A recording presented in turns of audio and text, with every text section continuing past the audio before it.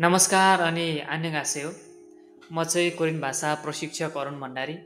सदा चाहिँ यहाँहरूको माझ एउटा नयाँ जानकारीमूलक भिडियोको साथमा उपस्थित भइसकेको छु। केही दिन यतादेखि हामीले हाम्रो यस युट्युब च्यानलमा चाहिँ पढाइ लगायत जानकारीमूलकहरू भिडियो पनि लगाइरहेका छौँ। किन भन्दाखेरि विद्यार्थीहरूलाई सबै कुराहरूको जानकारी आवश्यक पर्ने भएको कारणले गर्दाखेरि पढाइ सँगसँगै जानकारीमूलक भिडियोहरू लगाइयो भने चाहिँ विद्यार्थीलाई पढ्न पनि सजिलो भयो र कोरियन भाषा सम्बन्धी केही जानकारीहरू लिन पनि सजिलो भयो भनेर चाहिँ हामीले जानकारीमूलक भिडियोहरू पनि लगाइरहेका छौँ। तपाईँले पक्कै पनि टाइटल र थम्बनेल हेरेर बुझिसक्नु भएको छ आजको हाम्रो भिडियो केसँग सम्बन्धित रहेको छ भनेर। कोरियन भाषा अध्ययन गरिरहनु भएका विद्यार्थीहरूलाई चाहिँ एउटा जानकारी दिने उद्देश्यले चाहिँ हामीले यो कोरियन भाषा पास गरेर जानेदेखि बाहेक अरू के छन् अथवा यो E9 कोरियन भाषादेखि बाहेक कोरिया जाने चाहिँ के विकल्पहरू छन् भनेर चाहिँ हामीले आज नेपालबाट कोरिया जाने 5वटा विकल्पहरूको बारेमा चाहिँ यो भिडियोमा चाहिँ विस्तृत रूपमा चर्चा गर्नेछौँ। हुन त नेपालीहरूका लागि सबैभन्दा सहज र राम्रो भिजा भनेकै E9 भिजा हो। तर त्योभन्दा अहिले चाहिँ पछिल्लो समयमा चाहिँ त्यो भिजा एकदमै जटिल बन्दै गएको कारणले गर्दाखेरि चाहिँ अब सबै नेपालीहरूको एउटा सपना हुन्छ जसरी भए पनि कोरियामा पाइला टेक्ने होइन। तर पाइला टेक्नु मात्रै ठुलो कुरा होइन, त्यहाँ गएर काम गर्नु पनि ठुलो कुरा हुन्छ। त्यही भएर चाहिँ आज हामी चाहिँ कस्तो कस्तो भिजाले हामीलाई कोरियामा कस्तो कस्तो अनुमति दिन्छ भनेर त्यो भिजाहरूको बारेमा हामीले चर्चा गर्नेछौँ। जति हामीले बुझे खोजे अनुसार चाहिँ हामीले यस भिडियोमा चाहिँ चर्चा गर्नेछौँ होइन। सबै तथ्याङ्कहरू कहिलेकाहीँ यो समयको परिवर्तनसँगै तलमाथि पनि हुनसक्छ, तर पनि हामीले सकेसम्म वर्तमान तथ्याङ्कलाई नै आधार मारेर यो भिडियोको निर्माण गरेका छौँ। भिडियो कहाँबाट हेर्दै हुनुहुन्छ कृपया कमेन्ट सेक्सनमा गएर कमेन्ट गरिदिनु होला। आगामी दिनहरूमा कस्तो भिडियो चाहनुहुन्छ त्यो पनि कमेन्ट सेक्सनमा गएर कमेन्ट गरिदिनु होला।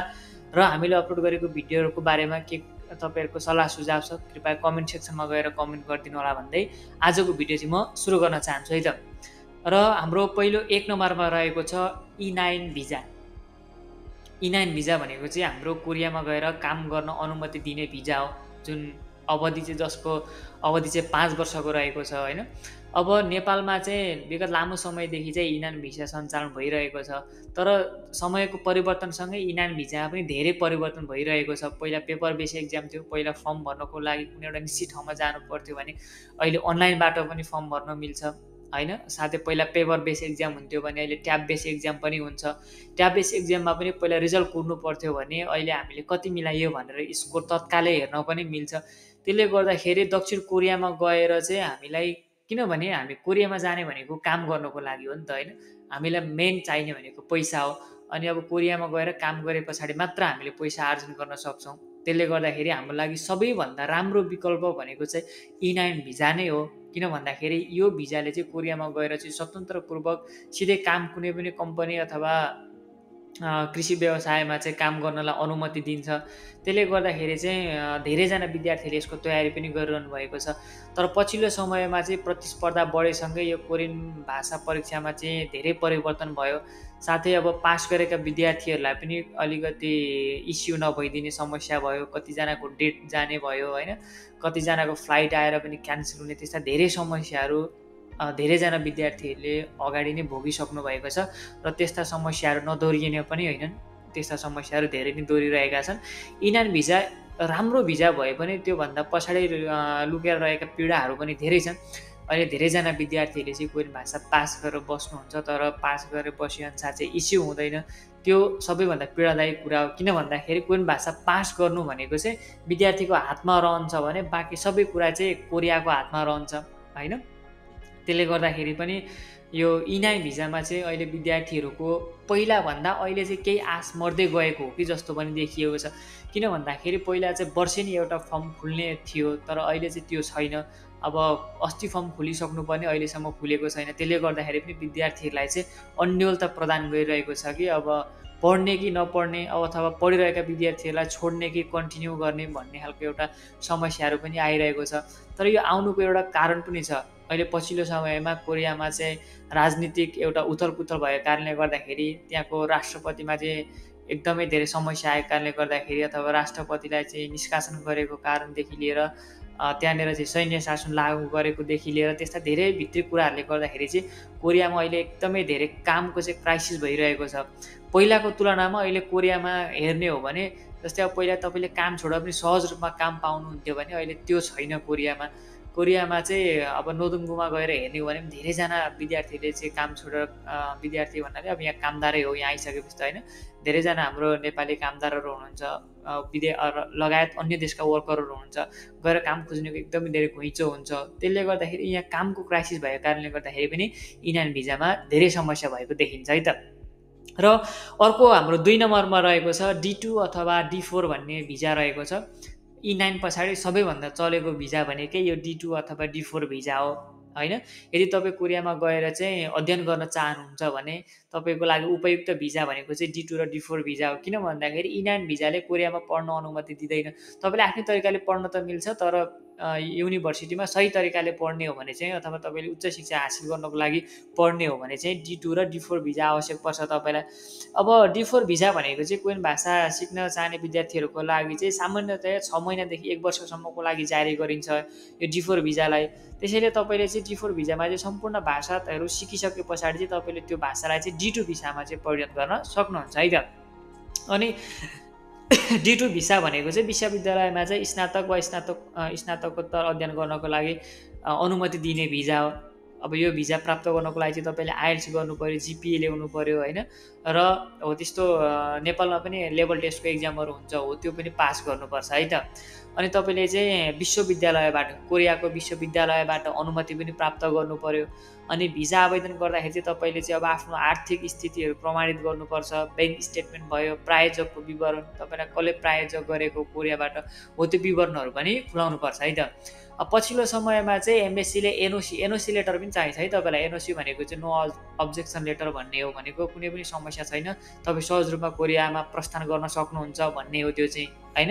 पछिल्लो समयमा चाहिँ एमबेसीले एनओसी लेटर चाहिँ बन्द गरेको भन्ने पनि अहिले न्युज आइरहेको छ। अब त्यसको आधिकारिकता के छ त्यो चाहिँ हामीले त्यो साइडमा गएर हेर्न सकिन्छ है त। र D2 र D4 भिजा पनि तपाईँ कोरिया जान सक्नुहुन्छ है त। तर स्टुडेन्ट भिसामा कोरियामा जाँदाखेरि सुरुमा चाहिँ तपाईँलाई 1-2 वर्ष चाहिँ एकदमै धेरै सङ्घर्ष गर्नुपर्छ, किनभने कोरियामा एकदमै धेरै महँगाई पनि छ। त्यसले गर्दाखेरि तपाईँलाई हप्ताभरि काम गर्ने अनुमति पनि दिँदैन, निश्चित समयमा काम गर्नुपर्छ। त्यो निश्चित समयमा काम गरेकोले तपाईँलाई कलेजको फी बुझाउन, पढ्न एकदमै धेरै धौधो पर्छ। कतिपय अवस्थामा घरबाट पैसा झिकाउनु पर्ने अवस्था पनि हुनसक्छ। त्यसले गर्दाखेरि D2 र D4 भिजा पढ्न जानको लागि सहज भए तापनि त्यहाँ गइसके पछाडि केही समय चाहिँ एकदमै धेरै गाह्रो नै पर्छ है त। र हाम्रो 3 नम्बरमा रहेको छ C3 भिजा। अब यो C3 भिजा भनेको चाहिँ तपाईँ भिजिट भिसामा यदि कोरिया जान चाहनुहुन्छ भने चाहिँ यो C3 भिजा चाहिँ तपाईँलाई प्रदान गर्ने गरिन्छ। यो चाहिँ 90 दिनको लागि जारी गर्ने गरिन्छ कोरियाबाट होइन। तपाईँले अब पासपोर्ट अनि फोटो, ब्याङ्क स्टेटमेन्टहरू, होटल बुकिङ अनि निमन्त्रणा पत्र भनेको तपाईँलाई कोरियाबाट चाहिँ कसले बोलाएको, के प्रायोजनका लागि बोलाएको, यात्रा बिमा, यो सबै तपाईँले चाहिँ दिनुभयो भने चाहिँ तपाईँ कोरियामा चाहिँ भ्रमण गर्न जान पाउनुहुन्छ। यो C3 भिजा भनेको चाहिँ मात्र कोरियामा चाहिँ भ्रमण गर्नको लागि जाने भिजा हो। र यो भिजा चाहिँ एकदमै रेयरली पाइन्छ कि हतपति पाइँदैन, भनेको यसमा डिटेल खुलाउनुपर्छ कि त्यस्तो अब कलाकारहरू यस्तो त्यस्तो केही हो भने चाहिँ सहज रूपमा प्राप्त गर्न सकिन्छ। किनभने कोरियामा अलि अविकसित देशबाट भिजिट भिसामा जान भनेको चाहिँ एकदमै धेरै लगभग एकदमै मुस्किलै हुन्छ होइन। किन भन्दाखेरि देशअनुसार पनि यसले भिजा इस्युएन्स गर्ने गर्छ। अब अरू कुनै विकसित देश हो भने तपाईँ तत्कालै रूपमा प्राप्त गर्न सक्नुहुन्छ भने अब अलिकति आर्थिक रूपले पिछडिएका अथवा कम विकसित देशहरूलाई चाहिँ यो भिजा चाहिँ एकदमै धेरै मुस्किलले मात्रै मिल्छ है त। कुरा बुझ्नुभयो नि। C3 भिजाको लागि चाहिँ तपाईँलाई कोरियाबाट चाहिँ कसैले भिजा पठाउनु पर्ने हुन्छ अथवा भिजिट भिजाको लागि निमन्त्रणा पठाउनु पर्ने हुन्छ, र त्यो त्यति सजिलो चाहिँ छैन, एकदमै धेरै गाह्रो छ है त। एमएससीले एनओसी पेपर दिँदैन है त, एकदमै धेरै गाह्रो हुन्छ है त। अब हाम्रो 4 नम्बरमा छ डिजिटल नोमाड भिसा। अब यो डिजिटल नोमाड भिसा भन्ने तपाईँले सुन्नु भएको छैन होला। यो भिजा पनि दिने चाहिँ गर्छ। यो भिजा चाहिँ कस्तो भने तपाईँले कोरियामा बसेर चाहिँ अन्य कुनै विदेशी कम्पनीहरूका लागि काम गर्नको लागि चाहिँ तपाईँ कोरियामा बसेर चाहिँ त्यो काम गर्न सक्नुहुन्छ।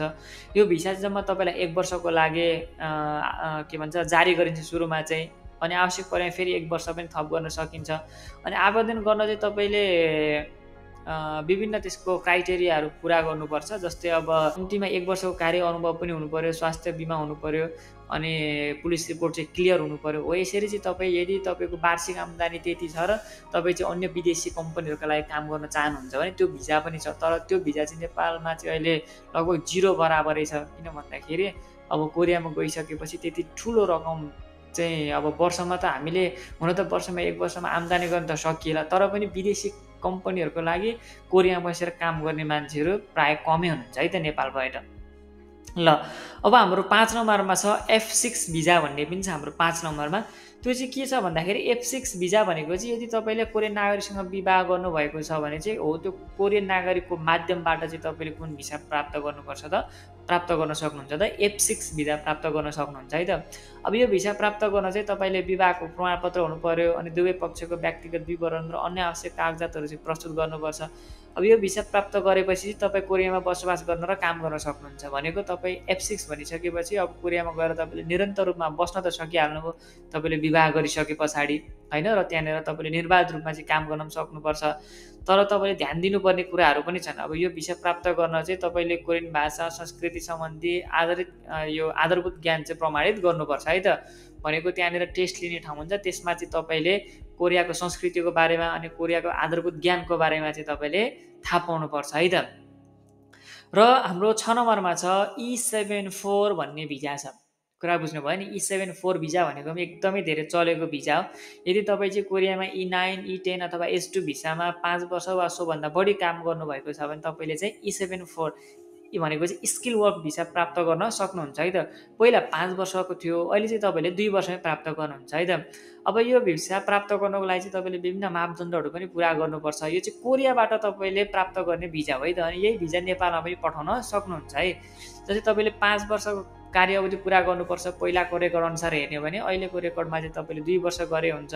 कुनै पनि आपराधिक रेकर्डहरू हुनु भएन, अनि कर तिर्ने दायित्व कोरियामा निश्चित कर तोकिएको हुन्छ वर्षमा कति तिर्ने भनेर, अथवा तपाईँको आम्दानी वर्षमा कति आम्दानी हो त्यो आम्दानी चाहिँ पुरा गरेर चाहिँ तपाईँले E74 भिसा चाहिँ प्राप्त गर्न सक्नुहुन्छ।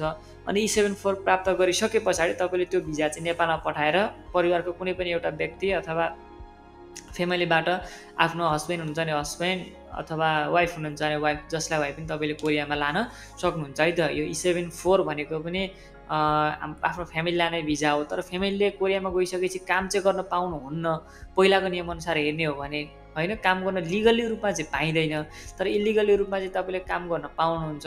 र अहिले यही भिजालाई चाहिँ संशोधन गरेर चाहिँ E74R भनेर भनेको छ। E74R भनेको चाहिँ कोरियामा गएर तपाईँले निर्बाध रूपमा काम गर्न सक्ने चाहिँ भिजा हो।